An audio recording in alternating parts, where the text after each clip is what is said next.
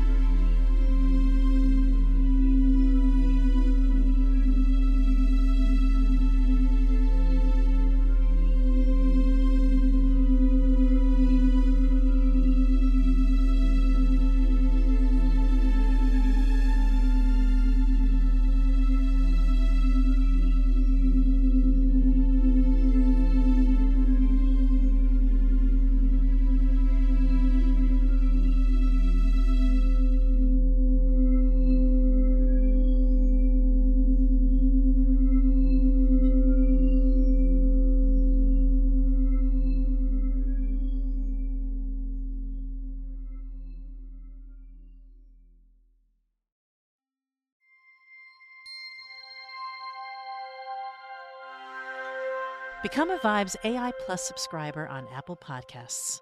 Get ad-free, early access to our 30 and 60-minute sessions designed to boost your cognitive health. Try it out today with our 3-day free trial. Not on Apple Podcasts? No worries. Hit the link in our show notes and get in on the vibes.